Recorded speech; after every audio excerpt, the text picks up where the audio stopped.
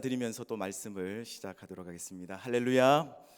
오늘 주신 말씀을 통해서 마음속에 귀한 큰 울림이 있으시기를 주님의 이름으로 간절히 축원합니다. 아멘.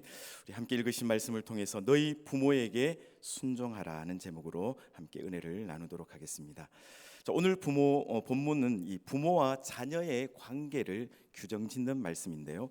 오늘 본문에 앞서서 나왔던 말씀은 예수님과 교회의 신비한 연합 관계가 이제 남편과 아내 사이에 있어서도 있어야 한다라는 그런 말씀이 나와 있고, 또 아내는 남편에게 교회가 예수님에게 하듯 복종해야 되고, 또 남편은 예수님께서 교회에게 하셨듯이 아내를 사랑해야 된다라고 강하게 권면을 하고 있습니다.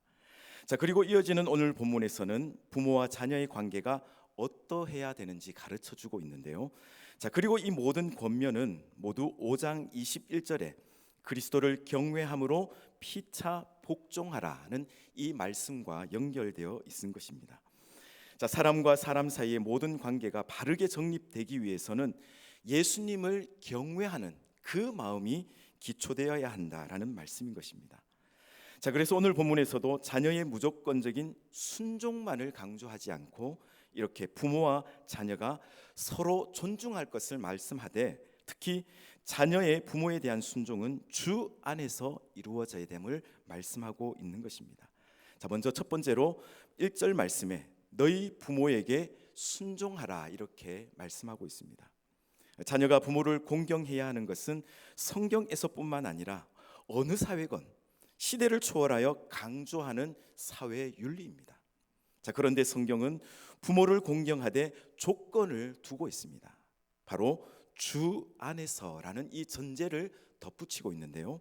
여러분, 우리가 주 안에 거해야 하는 가장 기본적인 이유가 무엇일까요? 바로 우리의 구원이라는 것입니다. 주 안에 거하는 자만이 구원을 받을 수 있습니다. 그러므로 주 안에서 너희 부모에게 순종하라는 이 말에는 부모님을 공경하되 부모님이 예수님을 섬기고 교회를 잘 섬길 수 있도록 순종하라는 뜻이 내포되어 있는 것입니다. 자녀가 부모를 공경하는 가장 중요한 목적은 부모님을 구원받게 하는 것이다 라는 이 말씀인 것입니다.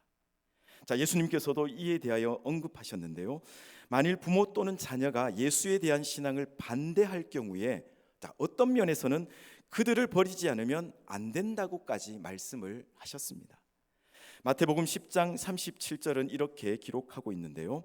아버지나 어머니를 나보다 더 사랑하는 자는 내게 합당하지 아니하고 아들이나 딸을 나보다 더 사랑하는 자도 내게 합당하지 아니하며 라고 말씀합니다. 그러나 이 말씀을 우리가 잘못 곡해하면 부모와 자녀를 버리라는 말씀으로 곡해할 수 있습니다. 그런 말씀은 아닙니다. 오히려 부모와 자녀를 살리라는 말씀인데요.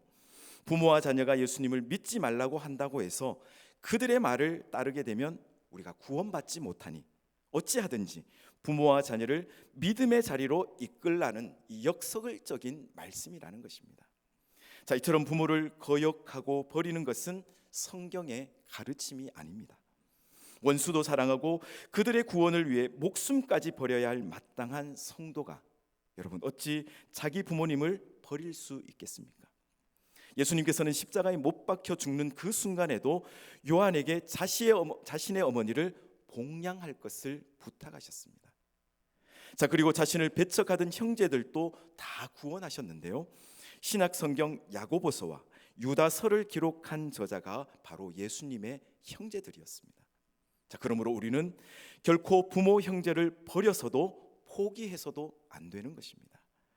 그리고 하나님을 바르게 믿는 사람은 자신이 죄인임에도 그리고 구원받은 지금도 여전히 죄를 짓고 살고 있음에도 하나님께서 자신을 계속하여 용서하시고 품어주시기에 자신의 구원이 유지되고 있음을 우리가 분명하게 알고 있습니다. 그래서 부모도 얼마든지 잘못된 일을 할 수도 있고 또 죄 가운데 거할 수도 있음을 알아서 하나님의 마음으로 부모님의 잘못이나 결점을 용납하고 또 부모님이 믿음 가운데 서기를 간절히 기도하면서 부모님의 말에 온전히 순종할 수 있는 그날을 고대하며 인내하게 되더라는 것입니다. 그러므로 혹 여러분 가운데 아직 부모님이 구원받지 못했다면 그 무엇보다도 부모님이 예수님을 영접하실 수 있도록 할 수 있는 최선을 다하시기를 바랍니다. 그것이 자녀로서 또 성도로서 할 수 있는 가장 옳은 일이라고 말씀하고 있는 것입니다. 자, 그리고 여기에서 이것이 옳으니라는 이 말씀은 상당히 강한 표현입니다. 자, 이것이 옳다는 말은 이것이 하나님의 성품 안에 있다, 또 하나님의 공의 안에 있다, 하나님의 율법 안에 있다라는 의미입니다. 그러므로 결론적으로 말하자면 부모님이 교회를 반대하거나 하나님의 뜻대로 사는 것을 금하는 경우가 아니라면 부모님의 뜻에 순종하는 것이 하나님의 공의 차원으로 보든지 또 하나님의 성품으로 보든지 하나님의 주신 율법의 면에서 보든지 전혀 어긋남이나 모순됨이 없고 잘 어울리고 만족시키는 것이다 라는 말씀인 것입니다. 자, 그리고 에베소 성도들에게 이 말씀을 하고 있는 것은 당시 이 서신을 받는 그들은 이방인입니다. 예수 믿기를 거부하고 박해하는 부모님들이 적지 않게 있었기 때문일 것입니다. 자, 그렇기에 자녀들아, 주 안에서 너희 부모에게 순종하라, 이것이 옳으니라고는 이 충고는 당시 그들에게 있어서는 매우 의미심장한 권면이었을 것입니다. 만일 부모님에게 효도하고자 하여 신앙을 버리거나 신앙을 갖기 위해서 부모를 버린다면 그보다도 더 어리석은 행동이 어디 있겠습니까? 그러므로 부모에게 순종하되 부모님들도 예수님을 믿게 해서 주 안에서 부모님에게 순종할 수 있도록 최선을 다하라고 권면하고 있는 말씀인 것입니다. 그리고 이 권면을 하는 또 한 가지 중요한 이유가 있는데요. 자, 당시 성도 중에서 이 자신들의 신앙생활을 핑계로 부모에 대한 공경을 게을리하는 이들이 있었기 때문이었습니다.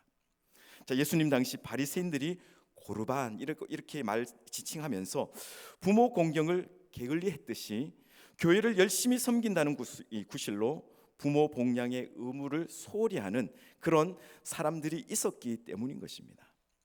사랑하는 성도 여러분, 부모 공경은 하나님께서 세우신 하나님의 뜻입니다. 하나님께서 주신 십계명 중에서 인간과의 관계에 대해서 주신 첫 계명이자 부연하여 복을 주실 것을 약속하신 계명이라는 것이죠. 자, 2절에서 3절은 이러한 십계명의 5계명을 풀어서 설명한 것인데요. 자, 6장 2절에서 3절은 이렇게 기록하고 있습니다. 내 아버지와 어머니를 공경하라. 이것은 약속이 있는 첫 계명이니 이로써 내가 잘되고 땅에서 장수하리라고 말씀합니다. 자, 그리고 여기에 더하여 성경은 부모님을 공경하지 않는 것은 사형에 해당하는 범죄라고 가르치면서 부모를 공경하는 것이 얼마나 중요한지 강조하고 또 강조하고 있는 말씀인 것입니다. 자, 그런데 어찌 나의 구원에 방해가 된다고 부모를 배척하고 버릴 수 있겠습니까? 성경을 그렇게 해석하는 것은 너무나도 이기적이고 자의적인 해석이라는 것입니다. 자, 그렇다면 여러분, 믿음에 신실하다는 우리가 혹 부모를 소홀히 대하고 있지는 않으십니까? 그러한 사람은 하나님 나라에 합당하지 않다라고 말씀하십니다. 그러므로 부모님 공경을 통해서 하나님을 경외하는 법을 배우는 여러분들이 되시기를 주님의 이름으로 간절히 축원합니다. 아멘. 이어지는 4절에 또 아비들아 너희 자녀를 노엽게 하지 말고라고 말씀을 하고 있습니다.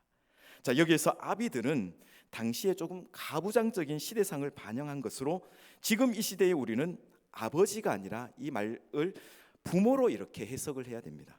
자, 그래서 공동 번역 성경에서는 어버이들아 이렇게 번역을 하고 있습니다.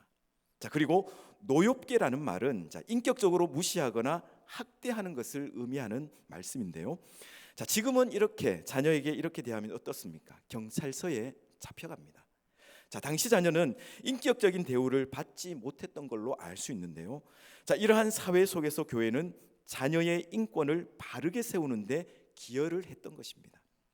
자, 그런데 간혹 부모님들 가운데 자녀들에게 좋은 옷을 입히고 또 좋은 음식을 먹이고 좋은 학원에 보내주면서 부모 역할을 다했다 이렇게 생각하는 부모님들이 계십니다. 자, 그런데 이런 부모님들일수록 내가 안 해준 것이 무엇이 있느냐라고 하면서 자녀에게 함부로 대하는 경향이 많더라는 것입니다. 부모로서 자신은 자식을 위해 해줄 만큼 해주었으니 함부로 해도 된다라는 생각이 무의식 중에 자리 잡고 있다라는 것입니다.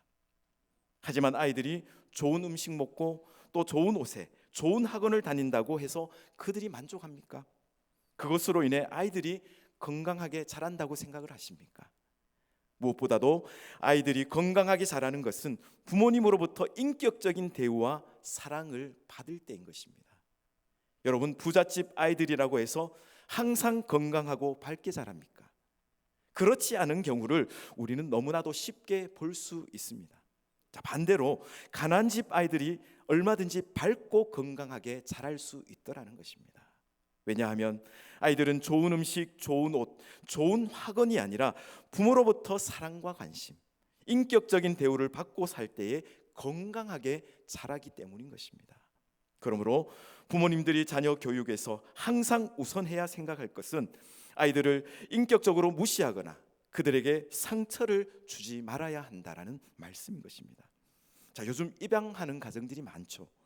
자, 어린이 입양이 가능한 이유는 아이들은 조금만 정을 주어도 쉽게 따르기 때문인 것입니다. 자, 그런데 이렇게 정에 민감한 아이를 무시하고 또 상처를 주고 학대한다면 그 아이가 제대로 자라가겠습니까? 반드시 삐뚤게 자라게 되어 있더라는 것입니다. 자, 오죽하면 교육학에서 문제 있는 부모는 있어도 문제아는 없다라는 말이 있겠습니까? 아이들이 비뚤어지고 잘못되는 이 이면을 살펴보면 반드시 아이들을 그릇 대하는 부모님들이 그 배후에 있더라는 것입니다. 그러므로 여러분, 자녀들에게 무엇을 잘해 주었는가를 생각할 것이 아니라 그 이전에 혹시라도 자녀들에게 어떤 상처를 준 적은 없는지 돌아보는 여러분들이 되시기를 바랍니다. 또한 부모님 자신의 언행으로 자녀에게 상처를 주거나 절망감을 주고 있지는 않았는지 한번 생각해 보시기를 바랍니다. 여러분, 부모라 할지라도 자녀에게 상처를 입힐 권한은 없습니다. 성경 어디에도 자녀를 무시하거나 마음 아프게 해도 된다는 하나님의 말씀은 없다라는 것이죠. 비록 자녀가 실수하거나 잘못했을지라도 자녀를 바로 잡는 그 방식은 가혹한 것이 되어서는 안 될 것이고, 자녀가 부모를 사랑하고 신뢰하고 존경할 수 있도록 하는 것이어야 한다는 말씀인 것입니다. 바라기는 오늘 이를 가슴에 새기시고 부모로서 자신을 돌아보는 여러분들이 되시기를 주님의 이름으로 간절히 축원합니다. 아멘. 자, 이어서 오직 주의 교훈과 훈계로 양육하라고 권면하고 있습니다. 자, 한마디로 말하면 신앙으로 교육하라는 말씀인데요. 사랑하는 성도 여러분, 이 자녀 교육은 신앙이 그 방법이면서도 목표라는 것입니다. 여러분이 아무리 교양이 있고 아이들을 건실 있게 잘 키웠다고 생각해도 이것을 잃으면 전부를 잃게 되는 것입니다. 자, 어느 성도님 가정에 아들이 있었습니다. 그는 머리가 남달랐고 뛰어났고 공부도 너무 잘했습니다. 학교에서 1등을 놓쳐본 적이 없습니다. 자, 주위 사람들은 자기 자식이 그와 같으면 세상 걱정 없겠다라고 이렇게 이야기를 합니다. 그는 기대를 저버리지 않고 최고 명문 대학을 수석 입학하고 수석 졸업을 했습니다. 그리고 사법시험을 수석 합격하고 검사가 되어서 출세 가도를 달렸습니다. 그런데 출세 가도를 달리던 그는 날마다 마신 술이 화근이 되어서 급기야 간암에 걸리게 되었고 젊은 나이에 요절을 했다고 이야기합니다. 여러분, 어떻습니까? 이래도 그저 그냥 공부만 잘하면 걱정이 없으시겠습니까? 만사가 잘 되어가는 것입니까? 사랑하는 성도 여러분, 신앙으로 살 때만이 걱정이 없는 것입니다. 우리는 이를 성경에 기록된 이 모세의 삶을 통해서 분명하게 확인할 수 있는데요. 자, 모세는 부모로부터 버림받은 아이였습니다. 어쩔 수 없는 이유가 있었다고 하지만 그가 부모로부터 버림받은 것은 틀림없는 사실이었습니다. 그리고 그는 자기 민족을 학대하는 그 애굽 공주의 양자가 되어서 궁궐 깊은 곳에서 자라났습니다. 그런데 성경은 사도행전 7장에서 그가 나이 40이 되자 자기 민족을 돌볼 마음이 생겼다라고 증언하고 있습니다. 히브리서 11장에서는 그가 애굽의 궁궐에서 잠시 죄악의 낙을 누리는 것보다 하나님의 백성과 함께 고난받는 것을 더 좋아했다라고 말씀하고 있습니다. 그리고 그의 이러한 마음은 순간적인 감정에서 나온 것이 아니었습니다. 그렇다면 아마 얼마 가지 않아 포기했을 것입니다. 성경은 그가 끝까지 자기 민족을 애굽의 학대에서 구해냈다고 증언하고 있는데요. 자, 이것은 그에게 자기 민족을 위하는 마음이 가슴속 깊이 다짐으로 자리 잡고 있었기 때문에 가능한 것이었습니다. 자, 그렇다면 무엇이 모세에게 이러한 결단이 생겨나게 했을까요? 그는 무려 40년간을 애굽 궁궐에서 왕자로서 철저한 애굽식의 문화와 교육을 받았습니다. 자, 그러한 그가 어떻게 이러한 결단을 할 수 있었을까요? 자, 우리는 성경에서 그 단서를 찾을 수 있는데요, 그것은 애굽 궁궐의 유모로 들어간 모세의 친어머니 요게벳의 신앙 교육 때문이었다라는 말씀입니다. 모세는 어려서부터 듣던 하나님의 계획과 인도하심에 대한 그 언약을 가슴 깊이 품고 있다가 때가 되자 결단을 하고 나서게 되었던 것입니다. 여러분, 이처럼 어려서부터 철저한 신앙 교육을 할 때에 그 자녀는 참된 지도자로 자랄 수 있게 되는 것입니다. 자, 이것을 누구보다도 뼈저리게 느낀 사람이 바로 모세 자신이었을 것입니다. 그래서 모세는 마지막 유언과도 같은 설교를 할 때에 하나님의 말씀을 후손들에게 가르치되 어려서부터 가르치라고 강조하고 명령했던 것입니다. 자녀가 어디에 있든지 항상 철저하게 가르치라고 명령을 했습니다. 자, 그것이 그 유명한 쉐마 신명기 6장 4절에서 9절 말씀인데요, 오늘 이 말씀을 우리가 함께 읽었으면 좋겠습니다. 4절 말씀에서 9절 말씀 함께 한번 읽어 보도록 하겠습니다. 시작. 이스라엘아 들으라. 우리 하나님 여호와는 오직 유일한 여호와이시니 너는 마음을 다하고 뜻을 다하고 힘을 다하여 내 하나님 여호와를 사랑하라. 오늘 내가 내게 명하는 이 말씀을 너는 마음에 새기고 내 자녀에게 부지런히 가르치며 집에 앉았을 때에든지 길을 갈 때에든지 누워 있을 때에든지 일어날 때에든지 이 말씀을 강론할 것이며 너는 또 그것을 내 손목에 메어 기호를 삼으며 내 미간에 붙여 표로 삼고 또 내 집 문설주와 바깥문에 기록할지니라. 아멘. 여러분, 이 말씀은 어디에 있든지 하나님의 뜻을 알 수 있도록 그 환경을 조성하라는 것입니다. 왜 모세가 이런 말씀을 여러분 남겼을까요? 신앙교육이 전혀 되어 있지 않은 그 백성을 데리고 40년간 광야 목회를 해보니 너무 힘들다라는 것입니다. 결국엔 자신도 가나안에 들어가지 못했고 이스라엘 백성들도 가나안에 못 들어가게 되었다라는 것입니다. 어떻게 보면 이 명령은 한이 맺힌 절규라고 할 수 있습니다. 그러므로 사랑하는 성도 여러분, 자녀들에게 신앙을 가르쳐야 합니다. 영어를 가르치기 전에 신앙을 가르치시기 바랍니다. 학원에 가는 것이 몸에 배기 전에 교회 가는 것을 먼저 몸에 배게 해야 되는 것입니다. 이렇게 마땅히 행할 길을 자녀에게 가르치면 자녀가 자라서도 하나님을 떠나지 않게 되는 것입니다. 그렇게 하시면 모든 사람들이 여러분에게는 복받은 사람, 여러분의 자녀들에게는 효자라고 말할 것입니다. 바라기는 오늘 여러분 모두 복된 부모, 복을 받는 자녀의 자리에 서시기를 주님의 이름으로 간절히 축원합니다. 아멘.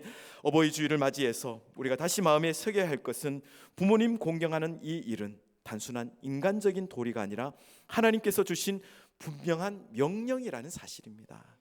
성경은 출애굽기 20장 12절 말씀에 내 부모를 공경하라.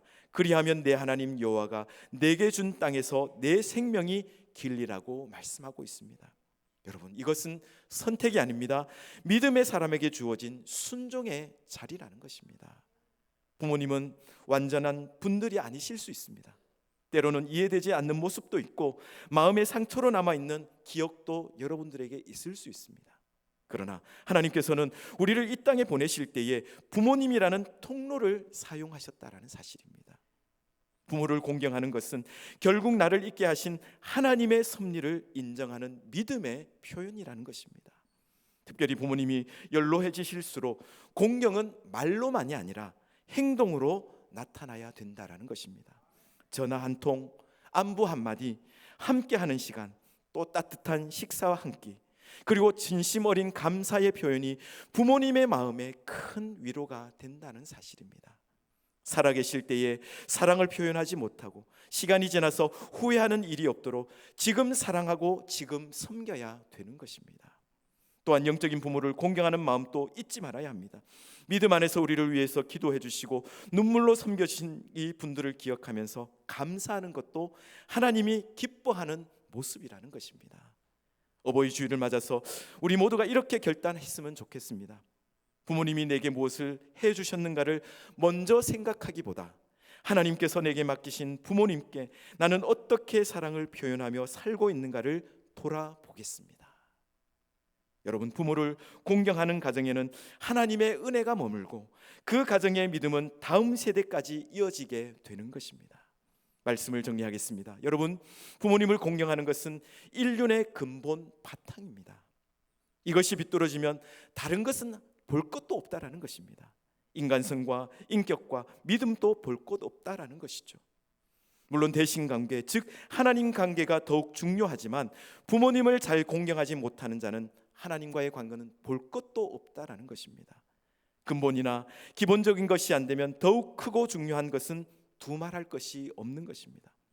여러분, 보이는 부모님 공경은 보이지 않는 하늘의 영적인 부모님이신 하나님을 공경하는 증거가 되고 신뢰가 되는 것이기 때문에 중요하다라고 말씀하고 있는 것입니다. 여러분, 우리가 육신의 부모님을 잘 공경할 때에 믿음의 부모님도 잘 공경할 수 있고, 또한 믿음의 부모님을 잘 공경하는 자는 영혼의 부모님이신 하나님을 잘 공경할 수 있게 되는 것입니다. 여러분, 기억하십시오. 하나님은 부모를 공경하지 않는 자의 신앙적인 행위나 예배를 결코 기뻐 받으시지 않으신다는 것을 우리는 반드시 기억해야 될 것입니다.